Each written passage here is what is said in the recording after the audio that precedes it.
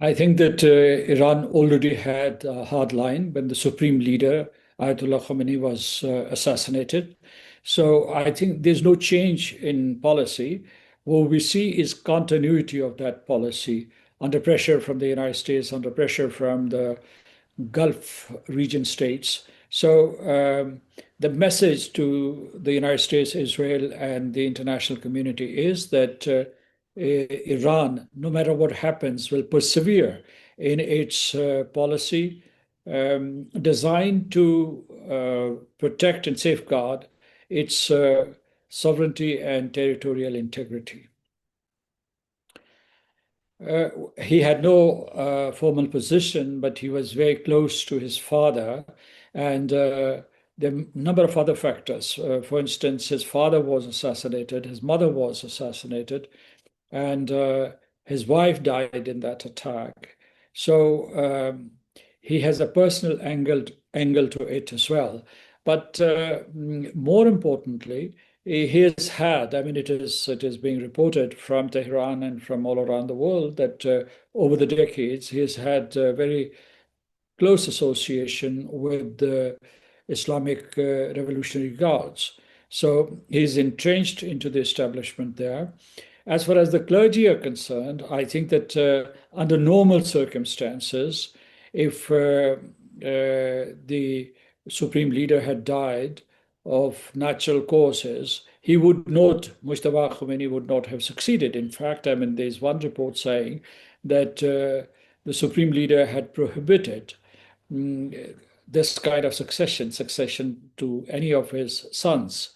And there are, of course, more educated and more qualified clergy, but because of the circumstances, the peculiar circumstances that Iran is facing right now, they have made this decision to signal continuity, to signal perseverance, to signal resolution. And this message has been registered by Washington, by Tel Aviv, and also by the Gulf countries. It doesn't because when his name was floated, President Trump had reacted angrily and he had said that this would not be acceptable to him. He also made a very unusual remark. He said that he's the one who would choose an Iranian leader, or he should have a say in the selection of a leader. So, as if it was one of the states of the United States of America. But this shows America's resentment and also determination not to accept the legitimacy of the supreme leader-led system, which is Vilayat Faqih, or which is a religious system, which they consider to be theocracy, a theocracy which is opposed to the United States since 1979. You know, when you are near the end of a war, when one party has been completely decimated and devastated, then you make this demand, unconditional surrender, like the United States did to Japan during the Second World War or towards the end of the Second World War. So here, Iran is continuing with its defense, and even today, they fired missiles into Tel Aviv, and they have also been attacking American bases in the Middle Eastern countries, particularly in the Gulf region. So Iran has said, I mean, the messages that are coming from Iran, from their spokesman of the foreign ministry, also from various indirect sources, that they want to extend this war for another 6 months or till the midterm elections in November in the United States of America, so that President Trump cannot or is not in a position to claim quick victory like he did last year. So I think that this message too has been registered, but there are many conditions. It would take time to, and the conditions from the United States of America, they have spelled out the conditions or the objectives of their war, which they are coy enough not to call a war. And they say that these are the regime change, second, is that de-weaponization of Iran, because they suspect that Iran has acquired the capability to make nuclear bombs, and they have enriched uranium, which can be quickly turned into nuclear weapons. So they want to scoop into Isfahan and take out those reserves that they have. They're about, I think according to their estimate, they're about 440 kg of enriched uranium, up to 60%. So this is then, of course, they have said that they would destroy Iran's missile industry, and they have already succeeded in doing it, damaging it to a great extent. Because the Americans and the Israelis have been attacking their missile sites, missile manufacturing sites in Tehran. And the last is that they wanted to degrade the capability of Iran's regional allies like Hezbollah, and Hezbollah is under attack in Lebanon right now. Also, Houthis, they haven't been very active, and their presence in Syria has also been degraded already because of the political transition there. So I think that that objective has also been achieved to some extent, but conditions are not ripe for unconditional surrender. Well, even before the start of the war, Iran had sent this message to the United States and also to Israel and to the Gulf countries that if it is attacked by Israel and the United States, it will have no option but to attack American bases in the region, in Bahrain, in Qatar, in Saudi Arabia, UAE, Kuwait, all the Gulf countries, even in Oman. And they did precisely that. Of course, their primary targets are American bases. For instance, the Air Force base in Qatar, or the naval presence in Bahrain. But then they also, of course, targeted oil installations and desalination plants, because this is precisely what the Israelis and Americans are doing. It's a stratagem, I think. What Iran is trying to tell the Americans that their allies in the Gulf region would suffer, and this would trigger an economic meltdown all over the world, not just in the Gulf region, but also beyond the Gulf region. And you can see its manifestation because the international markets, stock and financial markets are very jittery. The price of oil has gone above $100 per barrel, and gas prices have increased by 50%. So this is kind of a leverage that Iran is using. And the United States and the Gulf region countries understand what Iran is trying to do. Pakistan played a very constructive role. It spoke to both Riyadh and Iran and extracted a promise out of the president of Iran, Masood Khan, that Iran would not attack civilian targets in the Gulf region, in the Muslim countries. But then he had to renege on that promise because he said that his statement had been misinterpreted. So I think that this is part of the repertoire of their war strategy.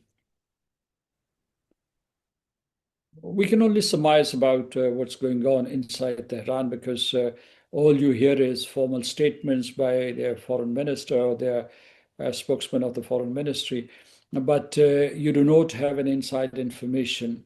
But yes, you're right that it wants to keep the United States and its Gulf allies unsettled. The other thing is that the ultimate objective of Israel is to expand its territory and to realize its dream of greater Israel. And so the ultimate victims are the Muslim countries because they have pitted Iran against other Muslim countries in the region. So, I mean, the net loss that these countries would be suffer would be of Muslim countries.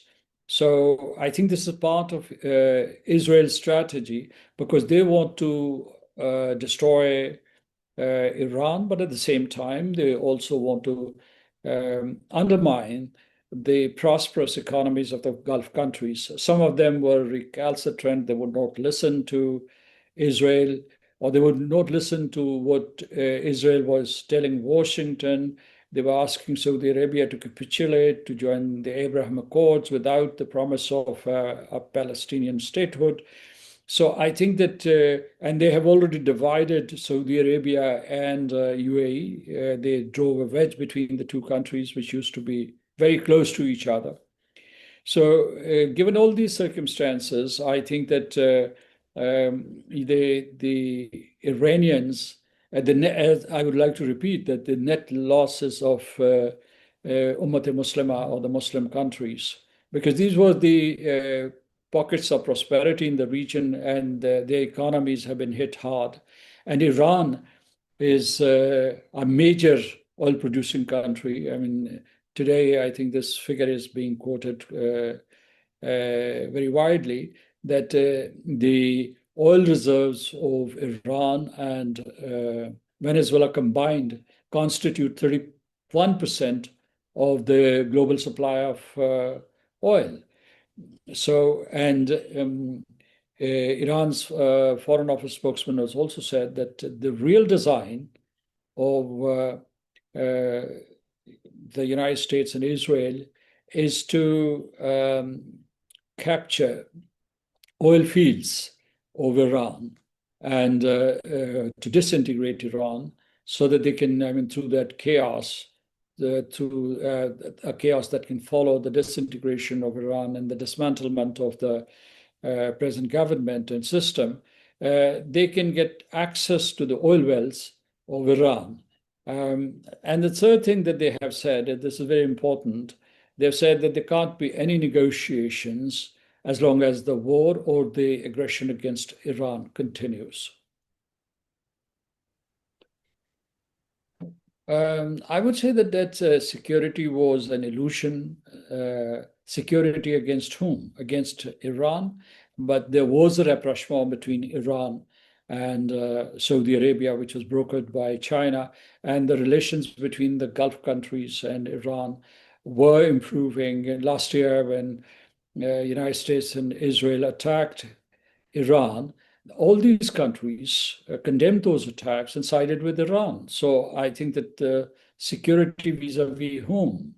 So this was not clear. The second thing is that you see these countries, all these countries, they need not attack Iran. I mean, they have their national defense arsenals and capabilities, but it can't add much to the combined firepower of the United States, the most powerful country in the world, the most powerful military in the world, which has the most powerful military in the world, and Israel, which is the most powerful state militarily in the region. So they are attacking Iran on their behalf, if not on their behalf.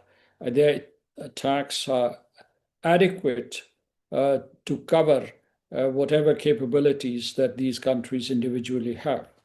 And in any case, all these American bases are housed in the sovereign territory of these states. I mean, Saudi Arabia and all these smaller states that are there, the Gulf states.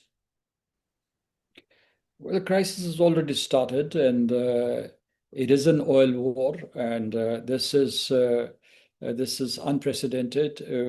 One thing that we have to realize that it's not a limited war; it's a regional war, and it's the biggest war since the Second World War, because here more than 30 countries are involved directly or indirectly, and the countries which are being attacked or are attacking, their number is about 14. And this war is simultaneously regional and transcontinental. So look at the expanse of this war. The entire world has become a war theater. One is, of course, the kinetic war theater, and the other is economic war theater, oil theater. So oil, the prices of oil, the spiraling prices of oil and other factors. I mean, this closure of the Strait of Hormuz and the targeting of oil refineries and desalination plants and oil fields. This has already triggered an unprecedented crisis in the world. Now, in the United States, the mood is one of celebration or of victory, because the cabinet led by, or the kitchen cabinet led by President Trump is very buoyant. They're very enthusiastic about what they have done, and they are confident of their continuing conquest. So, and but the rest of the world is passing through severe stress. Not only China, which is dependent on Iranian oil, but also the closure of or partial or complete closure of the Strait of Hormuz affects the economies of America's allies like Japan and South Korea, and also many Southeast Asian countries, because most of the oil supplies going from the Gulf region were servicing the East Asian countries. So we are already in the midst of a crisis. It's not that we are waiting for one crisis. What can happen is that it can get worse with the passage of time if the war continues.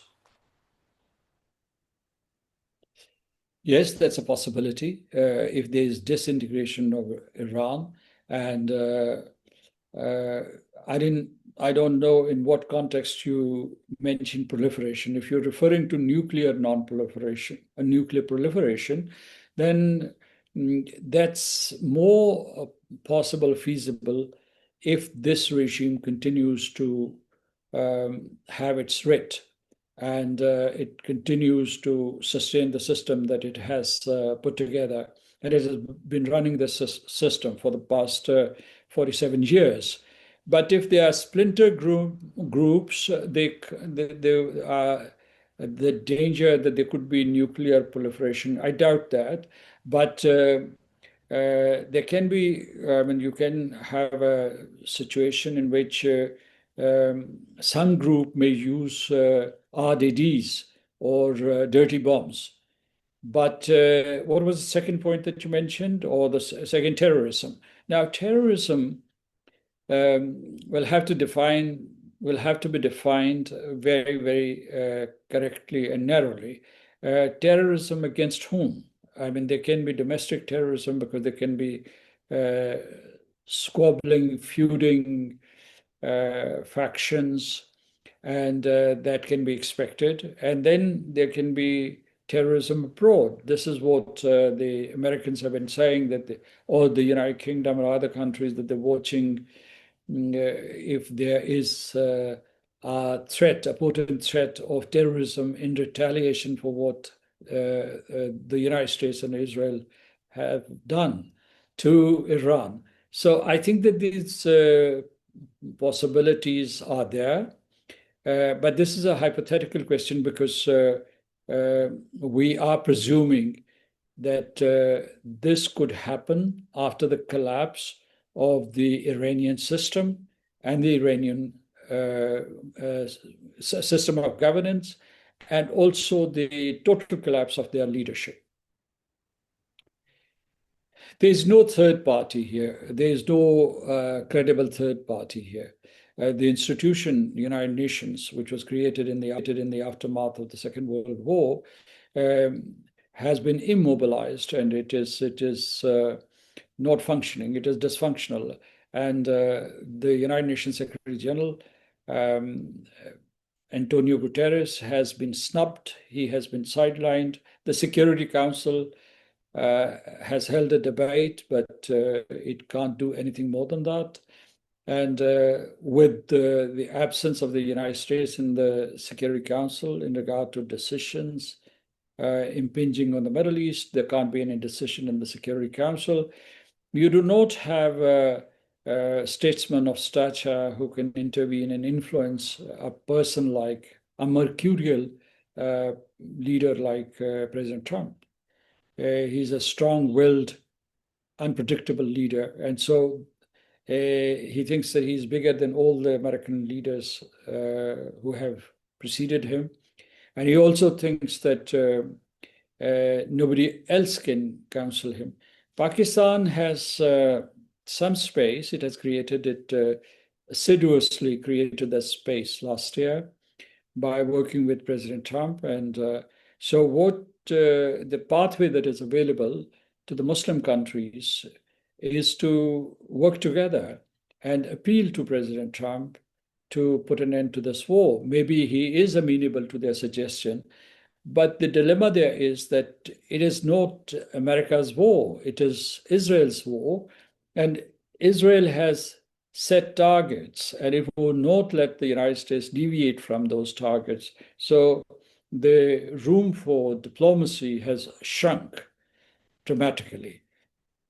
So I think that, but at the same time, countries like Pakistan, Indonesia, Egypt, Turkey, Oman, because Oman was the mediator until recently, they should continue with their efforts here in the region to lower the tensions, and with Washington to persuade the United States leadership, the Republican leadership, to sort of think of long-term consequences, deleterious and very detrimental consequences of this war.